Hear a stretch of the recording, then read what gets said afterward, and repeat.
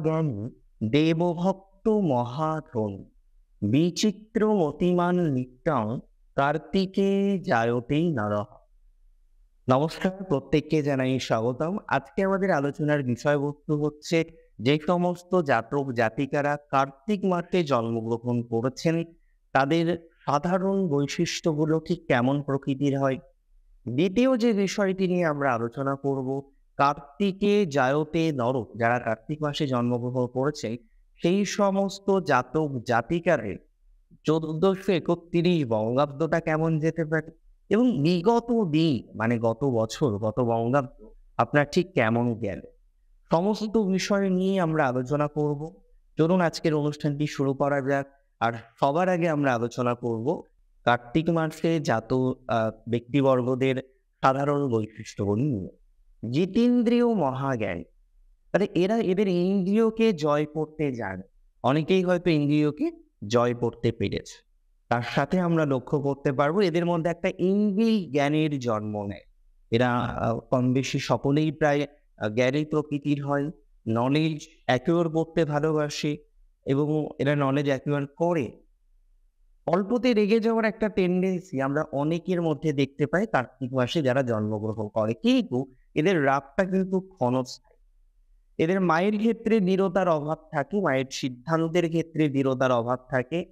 পিতার ক্ষেত্রটা এদের অনেক ক্ষেত্রেই বেশ অপ্রাপ্তিতে ভরা। ভাতৃভাগ্য বা সহোদরের ভাগ্যটা ওভারঅল ওকে থাকলেও অনেক সময় এদেরকে বিনা কারণে ঠকতেও হয়। হ্যাঁ, এদের মধ্যে আমরা দেখি এরা পরিশ্রমী, এরা সৎ, এরা পরিশ্রম করতে পিছপা হয় না।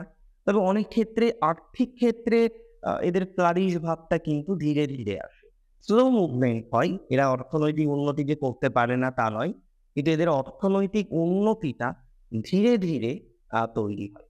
বিবাহিত জীবন যে একেবারে নেগেটিভ সেটা মনে করি না। অনেক ক্ষেত্রেই দেখা যায় কার্তিক মাসে যারা জন্মগ্রহণ করেছেন তাদের জব বা কর্মজীবনের ক্ষেত্রে চাকরির কম্বিনেশনও তৈরি হয় এবং হওয়াটা স্বাভাবিক। গভর্নমেন্টের ক্ষেত্রেও কম্বিনেশন থাকে।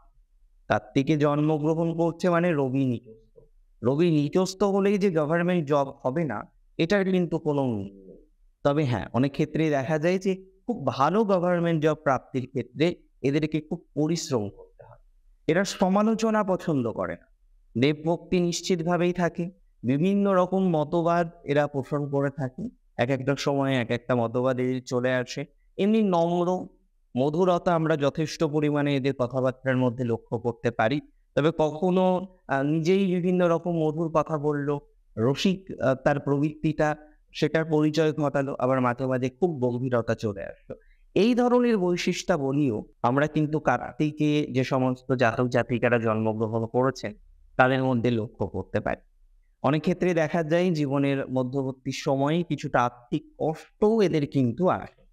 তবে যে জায়গাটা বিশেষ সেটা হলো কার্তিকে জায়তে যে সমস্ত নারীরা আছেন তাদের অনেক সময় ছোটবেলায় তাদের অনেক সময় দেখা যায় একটা প্রেমজ সম্পর্ক তৈরি হওয়া, কিন্তু প্রেমজনিত যে বিবাহ সেখানে অনেকটা ডিস্টারবেন্স ফিল করা বা বিবাহিত জীবনের ক্ষেত্রে ডিস্টারবেন্স ফিল করা। এমনিতে যারা কার্তিকে জন্মগ্রহণ করেন তাদের যে এক্সট্রিম লেভেলের বিবাহিত জীবনে ডিস্টার্ব সেটা নয়, তবে কম বেশি চালিয়ে নেওয়া যায়, কম বেশি চলার মতো অবকাশ তৈরি হয়, অন্ততপক্ষে যাদের জন্ম কার্তিক মাসে হচ্ছে। আমরা বেশ কিছু ক্যারেক্টারিস্টিক সাধারণ বৈশিষ্ট্য বলি বোঝার চেষ্টা করলাম, জানার চেষ্টা করলাম। আরো কয়েকটি বৈশিষ্ট্য নিয়ে আমরা এবার একটু ডিটেলসে আলোচনা করব। আমরা দেখছি এই জাতক জাতিকাদের মধ্যে জ্ঞানের প্রভূত পরিমাণে বিকাশ হয়, কিন্তু সমস্যা হলো একটা প্রতিষ্ঠানিক জ্ঞান অর্জন করার ক্ষেত্রে এরা কিন্তু জীবনের বাধার সম্মুখীন হয়। সেটার কারণ হতে পারে এদের স্বাস্থ্য, সেটার কারণ হতে পারে অন্যান্য কোনো বিষয়। এমনিতে অর্শ বা হৃদরোগ, রক্তচাপজনিত কোনো ইস্যু এগুলোতে কিন্তু ভুগতে হয় কার্তিকে যে সমস্ত জাতক জাতিকা জন্মগ্রহণ করে। এবং সব থেকে সমস্যা হচ্ছে এরা পরিশ্রম, নিশ্চিতভাবেই পরিশ্রম। প্রেম যে পায় না একেবারে সেটা নয়, তবে ডিসেম হওয়ার টেন্ডেন্সিও কিন্তু এদের অনেক ক্ষেত্রে আমরা লক্ষ্য করতে পারি এবং এরা প্র্যাকটিক্যালি অনেক ক্ষেত্রেই ডিসেম হয়ে যায়। ডিসেমটা ঠিক এমনভাবে হয়, ধরুন কর্ম করছে, হেল্প করছে, কাজের জায়গায় এরা মোটামুটি সাকসেসফুলি কন্টিনিউ করছে, কিন্তু এদের অগ্রগতির ক্ষেত্রে বাধা চলে আসলো, বা এদেরকে প্রমোশন সহজে দেওয়া হলো না, বা প্রমোশনের যখনই কথাবার্তা আসলো তখন এদেরকে একটু পিছিয়ে দেওয়া হলো। এই ধরনের টেন্ডেন্সি গুলো কিন্তু আমরা লক্ষ্য করতে পারি যাদের জন্ম হয়েছে কার্তিক মাসে। দেবভক্ত, মহাধর্মী, এদের মধ্যে আমরা কিন্তু দেবভক্তি দিই। পাপ পুণ্য মানে, এরা ঈশ্বর মানে, ধর্মে বিশ্বাস রাখে। এদের জীবনের প্রাথমিক পর্যায়টা আমি দেখেছি যাদের কার্তিকে জন্ম হয় অনেকেরই ডিস্টার্ব। বিশেষ করে একটু আর্থিক সমস্যা আসা, পিতার দিক থেকে কোনো সমস্যা আসা, বা গুরুজন কেন্দ্রিক কোনো সমস্যার কারণে জীবনের প্রাথমিক পর্যায়টা একটু ডিস্টার্ব ফিল হওয়ার মতো অবকাশ, এগুলো কিন্তু এরা ফিল করে বা এদের জীবন চক্রে আসে, আমি কিন্তু লক্ষ্য করেছি। আচ্ছা, এবার আমরা আলোচনা করবো এর আগের সময়টা আপনার কেমন গেল, এবং ডেফিনেটলি নতুন বাংলা বছর 1431 সেটি আপনাদের কেমন যেতে পারে। আমি বলবো না কার্তিক মাসে যাদের জন্ম হয়েছে তাদের প্রত্যেকেরই গত বছরটা শুধু খারাপই গেছে। হ্যাঁ, কিছু কিছু ক্ষেত্রে আমরা হেলথ ইস্যুস পেয়েছি, সন্তান বা সমগোত্রীয় কোনো বিষয় নিয়ে মানসিক চাপ প্রচুর পরিমাণে এসেছে, আবার প্রেশার কিন্তু ফিল করেছেন নিজের হেলথ নিয়ে। তাহলে হেলথ নিয়ে সমস্যার জায়গা ফিল করেছেন। আর্থিক ভাগ্যটা মোটামুটি ছিল, আমি বলবো না এক্সট্রিম নেগেটিভ। তবে কর্মজীবন নিয়ে কিন্তু বিশেষ বিশেষ সমস্যা আপনাদের পেতে হয়েছে এই গত বছর, মানে 1430 বঙ্গাব্দ। সেই 2023 সালের এপ্রিল মাস থেকে 2024-এর এপ্রিল মাসের যে সমসাময়িক সময় বা যে মধ্যবর্তী সময়, সেই সময়কালীন কিন্তু অবস্থাতে আপনারা ডিস্টার্ব ফিল করেছেন। কিন্তু প্রশ্ন হলো, এটা কি নতুন বছরেও চলবে? নতুন বছরেও কি এতটাই নেগেটিভিটির কন্টিনিউশন আপনাদের ক্ষেত্রে রয়েছে? এভাবেই কি ধীরে ধীরে নেগেটিভ হতে থাকবে? একদমই নয়। আগের থেকে সময়কাল ভালো। শত্রু ছিল, বর্তমান সময়েও শত্রু আছে। শত্রু ভাগ্যটা কিন্তু বিশেষ সুবিধাজনক এই সময়েও থাকছে না। যেহেতু দ্বাদশভাবে কেতুর অবস্থান, ষষ্ঠভাবে রাহুর অবস্থান আছে, হেলথ রিলেটেড ম্যাটার নিয়ে এবং শত্রু রিলেটেড ম্যাটার নিয়ে বেশ কিছু দুশ্চিন্তার জায়গা, বেশ কিছু সমস্যার জায়গা কিন্তু লক্ষ্য করা যায়। তবে যে জায়গাটা নিয়ে আপনাকে এই সময়ে দুশ্চিন্তা কম করতে হবে সেটা হলো অর্থ। আর্থিক ভাগ্য কিন্তু 1431 বঙ্গাব্দে কার্তিক মাসে যে সমস্ত জাতক জাতিকাদের জন্ম হয়েছে তাদের শুভ হবে। কম বেশি বলা যেতে পারে আর্থিক উন্নতির সম্ভাবনাই লক্ষ্য করতে পারছি। যারা একটি স্পিরিচুয়াল এডুকেশন করেন তাদের ডেভেলপমেন্ট আছে। এমনিতে যাদের জন্ম হয়েছে কার্তিক মাসে, বা আপনার রবি যদি তুলা রাশিতে থাকে, বা আপনার রাশি যদি তুলা হয়ে থাকে, বেশ কিছু ক্ষেত্রে কিন্তু ডেভেলপমেন্ট পাবে, যার মধ্যে ফাইন্যান্সিয়াল উন্নতির সংযোগ লক্ষ্য করতে পারছি। উন্নতির সংযোগ নিশ্চিতভাবে রয়েছে আপনার কর্মজীবনে। কর্ম পরিবর্তনের সংযোগ দেখা যায় কার্তিকে জন্মগ্রহণকারী ব্যক্তিবর্গের, এবং এখানে কিন্তু লক্ষ্য করা যাবে যে আপনাদের কর্মজীবনের পরিবর্তনের সংযোগও আছে। তবে গুরুজনের সাথে সম্পর্কটাকে ভালো রাখতে হবে। এই বছর যেটা হতে পারে, কোনো বিশেষ গুরুজনের সাথে সম্পর্ক খারাপ হওয়ার টেন্ডেন্সি রয়েছে।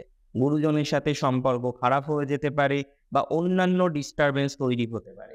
নিজের বাক শক্তিকে সংযত রাখতে হবে। কথাবার্তা বলার ক্ষেত্রে নিয়ন্ত্রণ রাখার প্রয়োজনীয়তা বা প্রাসঙ্গিকতা উভয়ই রয়েছে।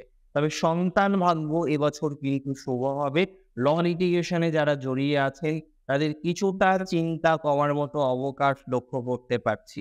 প্র্যাকটিক্যালি দেখা যাবে ধীরে ধীরে ডেভেলপমেন্ট আছে, এবং আপনাদের ক্ষেত্রে যারা দূরে চাকরি করেন, সেটা ব্যাঙ্গালোর হোক, সেটা হায়দ্রাবাদ হোক, সেটা পুনে হোক, আপনাদের ক্ষেত্রে কিন্তু পরিবর্তনের একটা পর্যায়ক্রম লক্ষ্য করতে পারছি।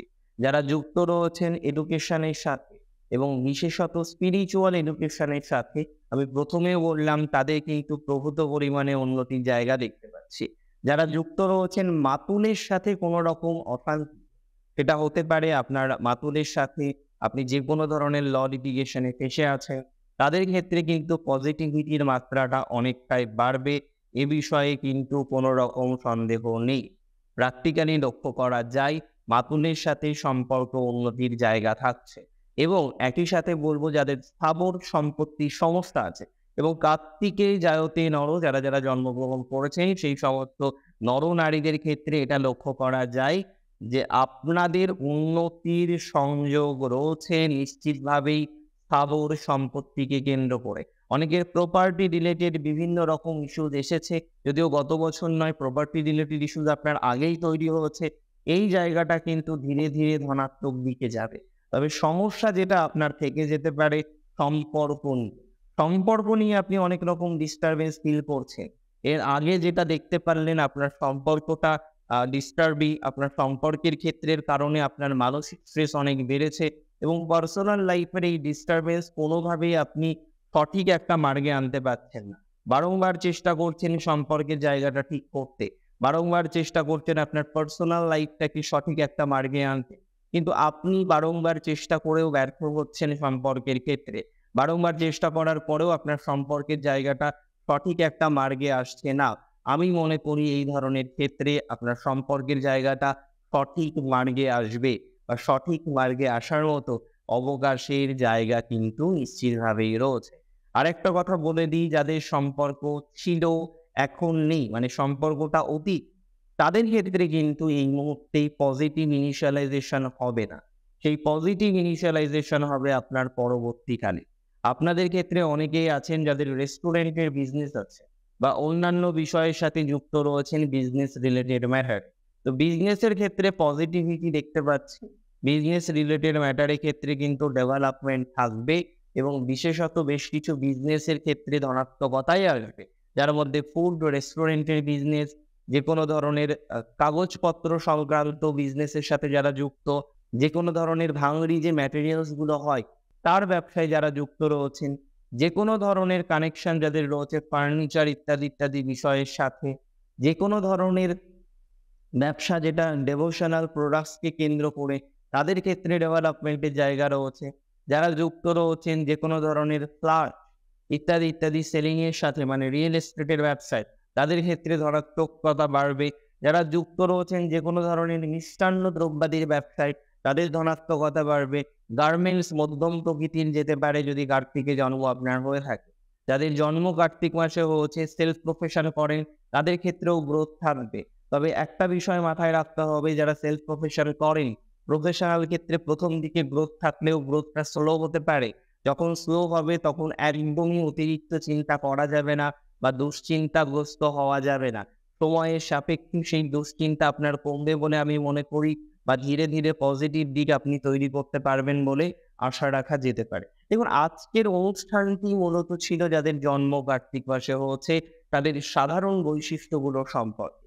দ্বিতীয় ধাপে আমরা আলোচনা করলাম তাদের কেমন গেল প্রিভিয়াস সময়, অ্যান্ড তৃতীয় ধাপে আমরা আলোচনা করলাম আগামী সময়টা কেমন যেতে পারে। আমি বলছি না আগামী সময়টাকে এখনই বুঝে আমাকে জানান যে কেমন ভিডিওটা লেগেছে, তবে এটি অবশ্যই আমাকে জানাবেন যে এই যে বৈশিষ্ট্যগুলো নিয়ে আমরা আলোচনা করলাম, সেই বৈশিষ্ট্যগুলো আপনার সাথে কতটা ম্যাচ করলো, প্র্যাকটিক্যালি ম্যাচ করলো কি? যদি ম্যাচ করে থাকে অবশ্যই আমাকে জানাবেন, কারণ এটি একটি রিসার্চমূলক ভিডিও।